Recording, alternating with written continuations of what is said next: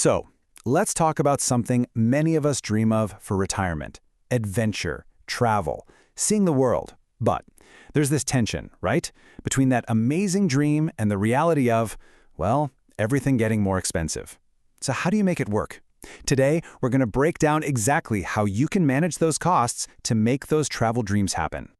And this quote from our source material at Kiplinger just hits the nail on the head. This is the goal: seeing the world without emptying your bank account. It's a fantastic idea, and we're about to get into the nitty-gritty of how to actually pull it off. Okay, here's the million-dollar question, isn't it? How in the world do you pay for that dream trip to see the grandkids or to finally visit Greece when the price of everything back home, especially healthcare, just keeps going up? Let's dive in.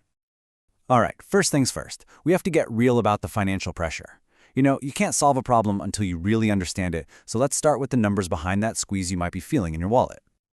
Let's just start with one number that kind of says it all.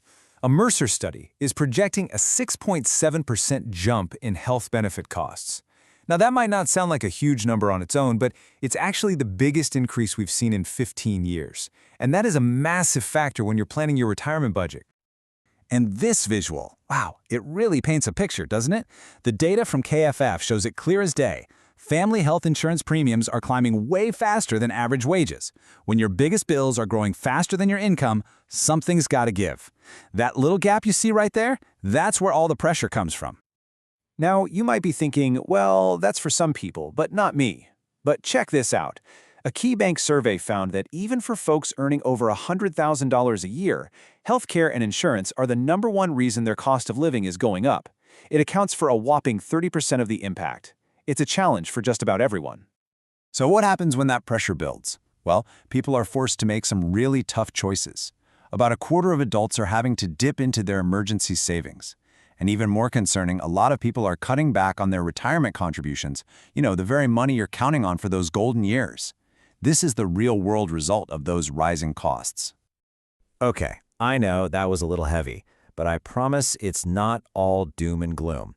Let's pivot now to the solution side of things, because there is some genuinely good news on the horizon, and it has to do with one of the biggest cost drivers out there: prescription drugs. This right here is an absolute game changer. Thanks to a 2022 law, Medicare can now negotiate directly with drug companies on prices. This isn't just some small adjustment. It's a huge shift in how things are done, and it's specifically designed to lower costs for millions of Americans. And we are not talking about pocket change here.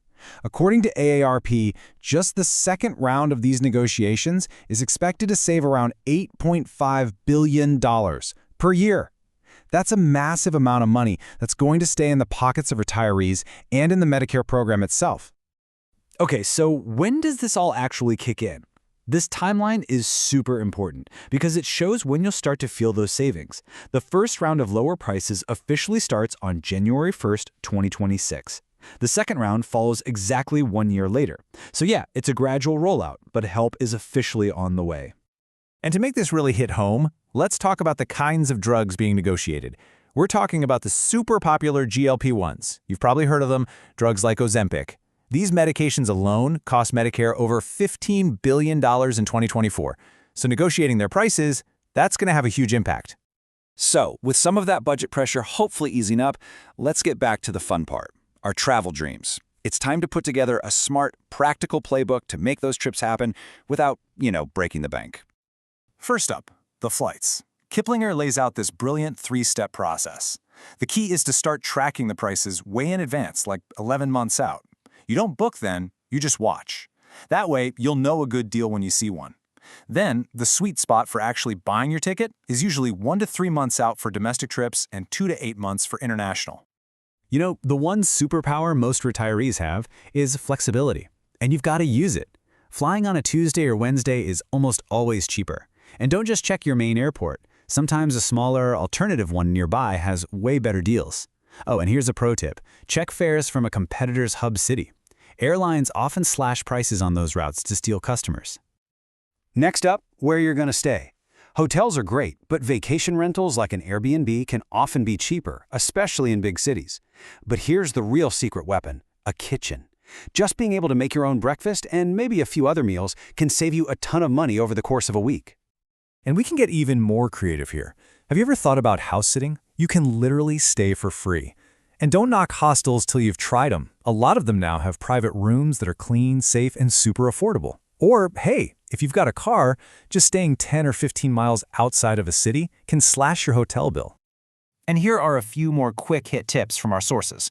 Ditch the rental car and use public transit. It's cheaper and way more of an authentic experience. Definitely travel in the shoulder seasons. That's spring and fall. You get great weather, but with smaller crowds and lower prices. And please never, ever skip travel and health insurance. It's your ultimate financial safety net. Okay, let's pull all these threads together. How do we actually balance those big dreams of seeing the world with the practical reality of our dollars and cents? And this is really the heart of it, isn't it? This isn't about sacrificing your dreams. It's about being smart. It's about taking control of those big, essential costs, like healthcare with a little help from new policies, which then frees up resources. And then you use intelligent planning to make every single one of those travel dollars go as far as possible. So, I'll just leave you with this thought. When you combine that smart financial management with some savvy travel planning, well, the possibilities really do open up. The only question left is, where will you go first?